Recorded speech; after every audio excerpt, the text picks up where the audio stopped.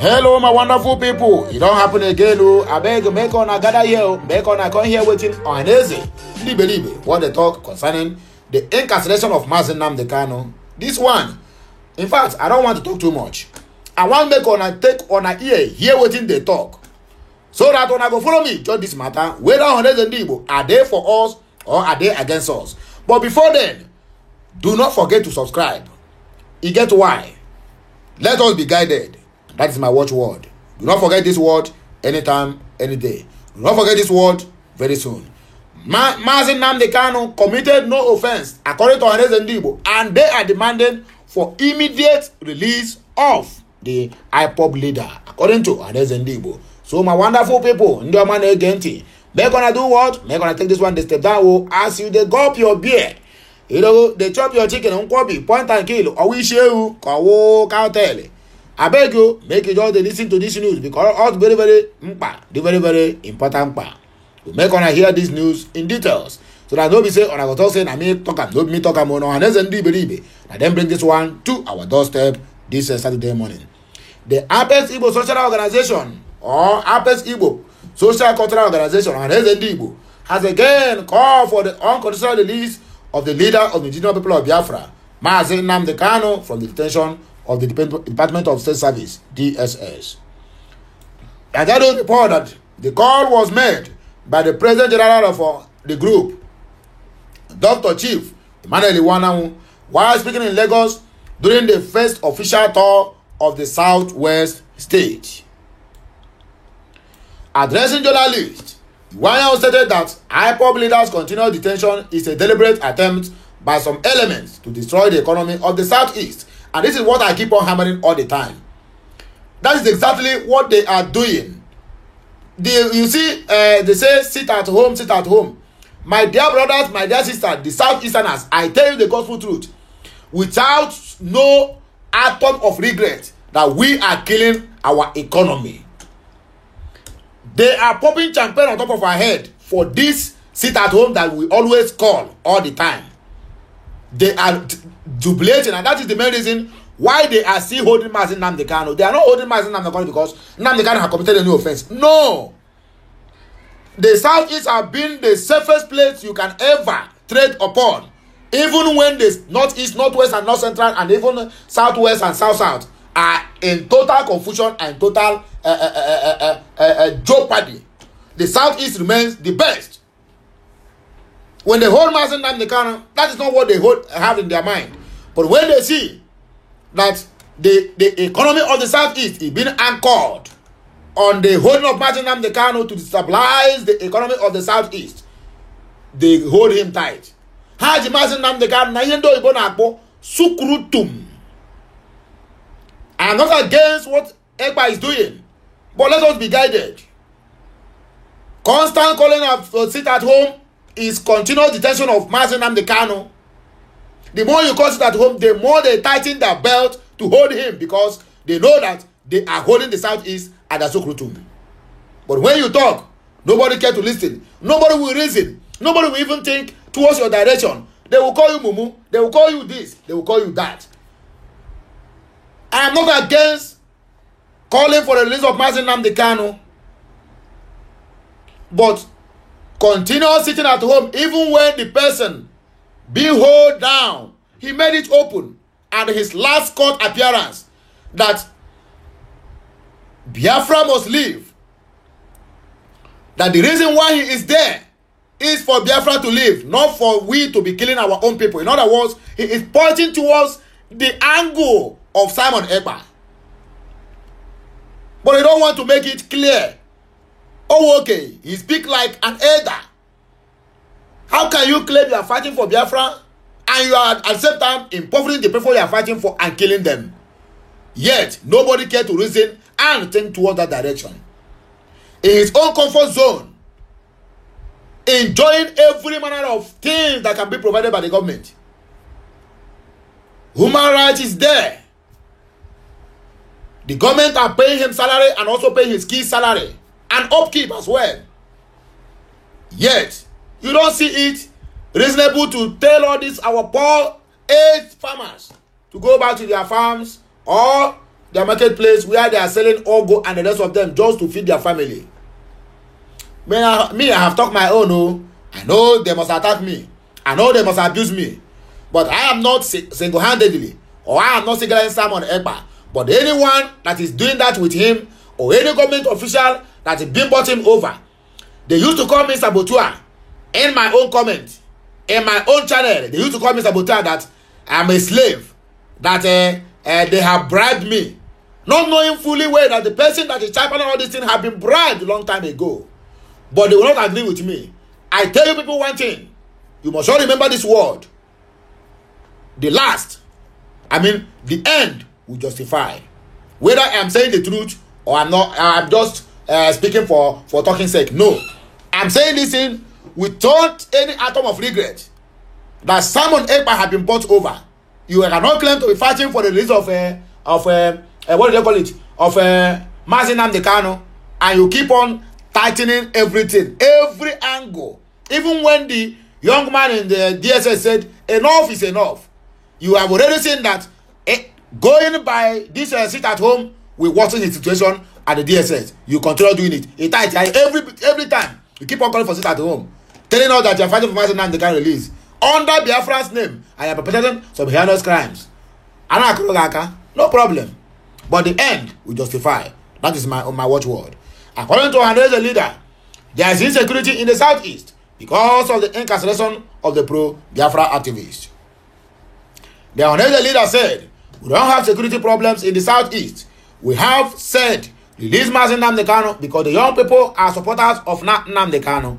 When we look at it seriously, we have not seen any offense committed by Kanu. In fact, the court has said he should be released. As Igbo leaders, we do not see any reason he should be kept in detention. These people are given excuses, including their sit at home. We believe that keeping Nnamdi Kanu in prison is an effort to collaborate with some elements who want to destroy the economy of the Southeast. We are appealing to the federal government to release Kanu because if he is released, we can now know those who are proper criminals and agitators. You have spoken well, Emmanuel. Frankly speaking, I believe that President Tinubu will release Nnamdi Kanu because we have not been told he committed any offense. He is being detained even though he was not carrying AK-47. Nnamdi Kanu is sick, and if he dies in prison, it will create a lot of problems for us. Every Igbo leader has talked about his release, including the 5 Southeast governors. I think if any Nigerian leader has respect for the Igbos, he will release Kanu because once he is released, the security problem will be reduced. But that is the issue. Telling them that Mazi Nnamdi Kanu's continued detention is the cause of insecurity in the southeast, they will hold him more to make sure that that southeast economy is being destroyed completely. That is their motive. The Kabas in Aso Rock and the Sokoto Caliphate will not allow that to happen. That is why you see each time they talk about the case of Mazi Nnamdi Kanu and his release, the Northerners will surely come out and say, if you release him, that means we are going to do this, we are going to do that. The people that is calling all these people, that is engineering them to speak out, are the Kabas in Aso Rock. We know about all these things. Let us tell ourselves the truth. I see that one is not enough for because I hear waiting to happen. They say politicians responsible for the banditry in Kaduna State. Christian Association of Nigeria chairman laments. Kaduna State chapter chairman of the Christian Association of Nigeria, CAN, Reverend John Joseph Hayab, has asserted that some politicians were indirectly responsible for the continued banditry activities in the state. According to him, political office holders have caused disunity among citizens of the state and the country at large. Nigerian report that Hayab said this on Friday at one-day roundtable on religion and politics in Kaduna. The cleric maintained that politicians were fomenting division in the society by poisoning the minds of peace-loving people with bigotry. He appealed to the people to preach peace and love among them, irrespective of their religion and background. I vividly recall that those were not like this before. There is the need to recover our Kaduna State, where everyone cares for order, irrespective of any differences, whether in politics or in religion or in tribe. He said, I have added, we should stop treating one another as if we are not human beings. We should love humanity and we should preach the message of love among our children, because what binds us together is bigger than what divides us as citizens. The crowd is called on Governor Obasani to roundtable, to redouble his efforts to restore peace and unity in the state. Kaduna traditional title holder suspended for flogging homosexual. This one is old news. Mazi Tinubu receives Benin Republic President Talon. President Bola Ahmed Tinubu on Friday night received the President of Benin Republic, Professor Patrice Talon.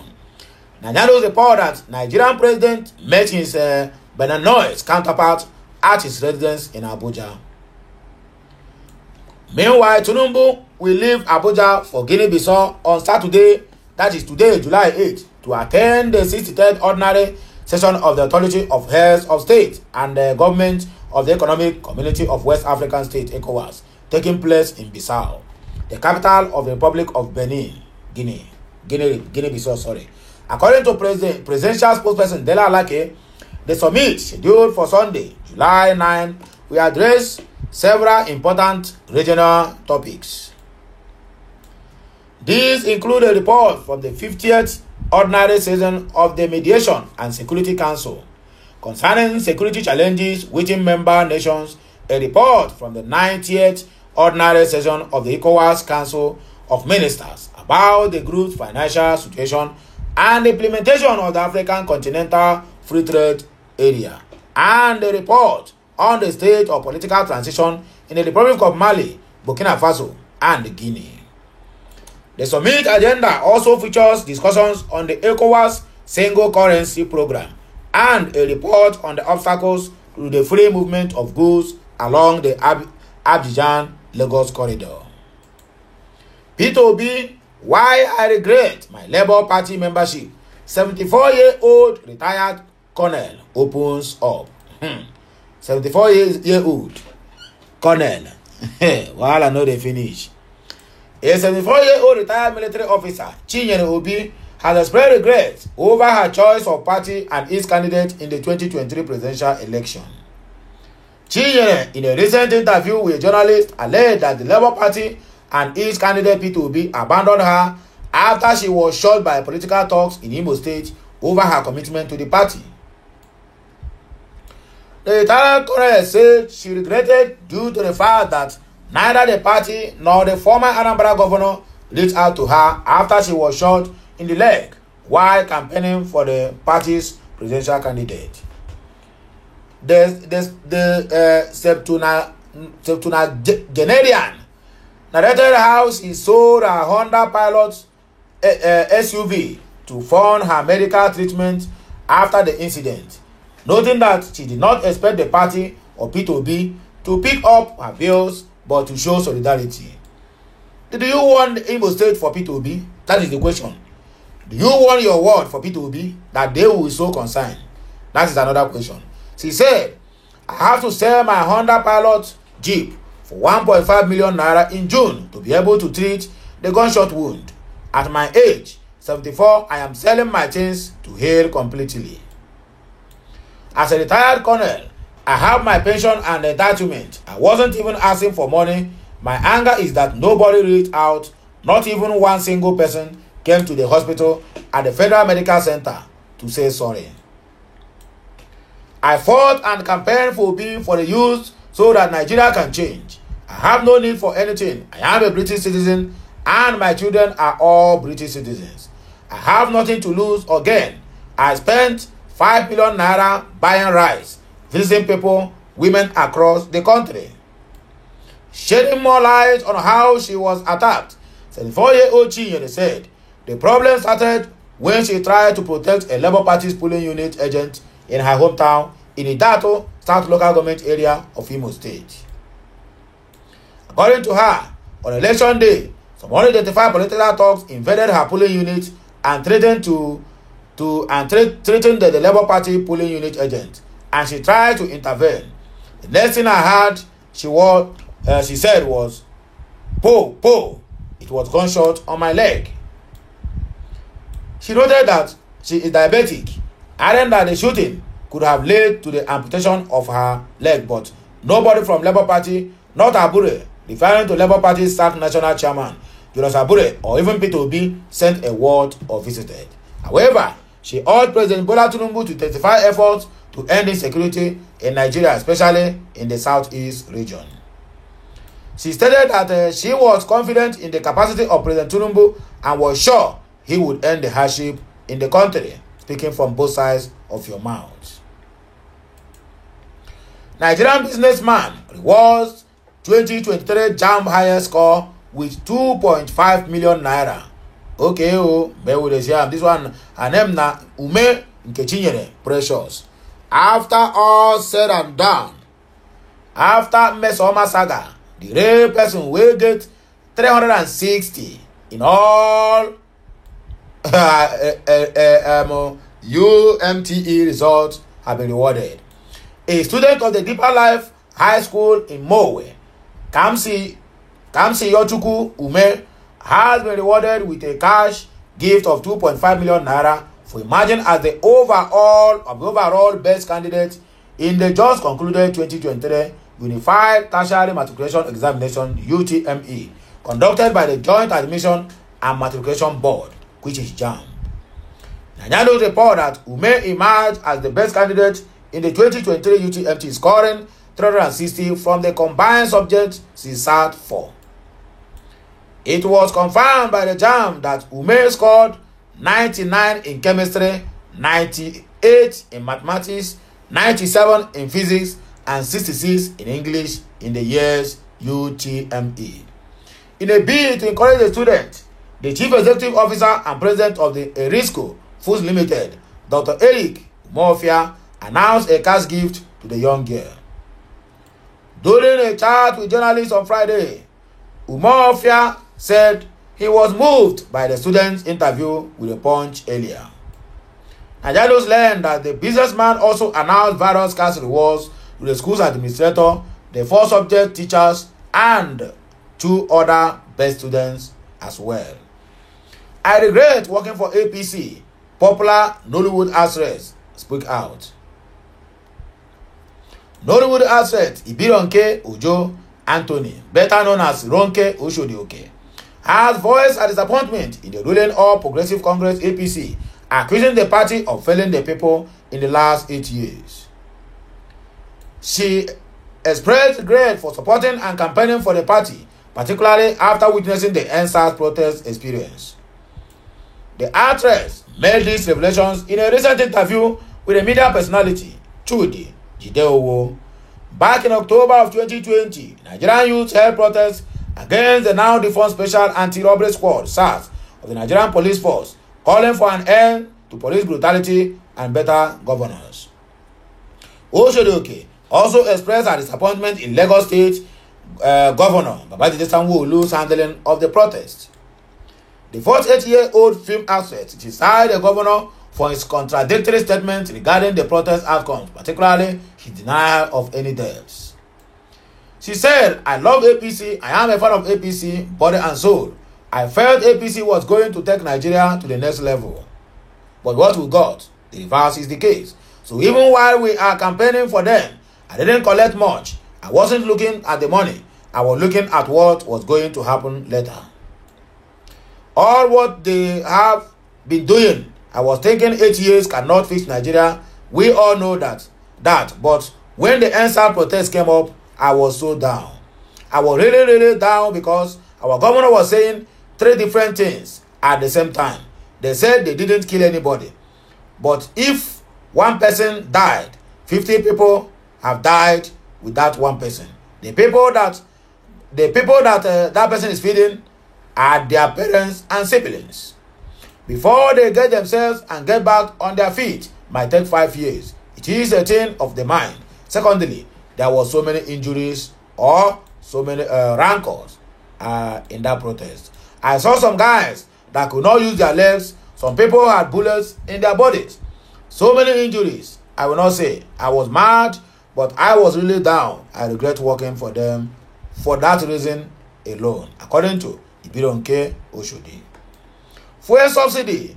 State government declares free primary secondary education. Which state? Is it the whole country or some particular state?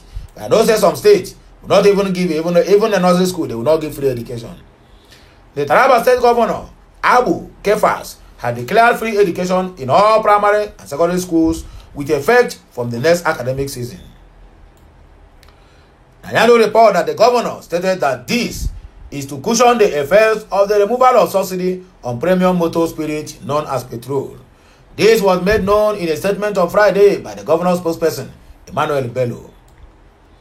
Kefas' decision is coming barely 48 hours after announcing the reduction of university school fees by 50% to cushion the current hardship in the country. Speaking at the Ebenezer Primary School in Wukari as part of his assessment tour, he said primary and secondary school in Taraba State will be free starting from the next academic season. I hope that you will not change your mind. According to him, it was the responsibility of the government to bear the expenses and the students should not be subjected to any fees. He said that apart from fulfilling a campaign promise, the hardship occasioned by the removal of the fuel subsidy has made the move imperative. Recall that Kefas on Wednesday during his visit to the Taraba State University in Jalingo announced the removal of the school fees in the university. The governor said he has since declared a state of emergency in the education sector and was also committed to free education at the primary and secondary school levels.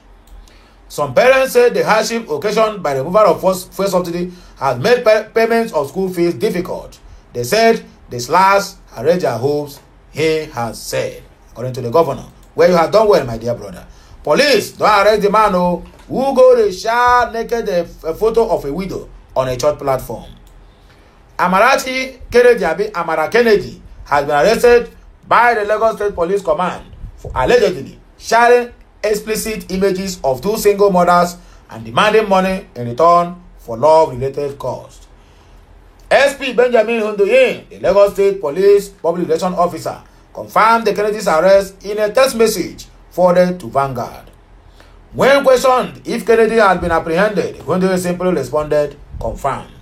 Kennedy had been reportedly disseminated explicit images of two single mothers with whom he had previously relationship. Just on Tuesday, Kennedy shared those explicit images with no less than 48 people. Lagos-based man sent widows' nude photos to church WhatsApp group. In a later development, Kennedy has persisted in disseminating explicit images of two single mothers, Kester and Temi, whom he had previously dated. In a disturbing turn, he has shared these pictures with members of Kester Church and her late husband's family. Kennedy said, "By the time I'm done, Sutari will be her only option. Abi, then you will cool off at the Department of State Service." According to Punch, Kennedy disseminated the explicit images to over 48 individuals just on Tuesday.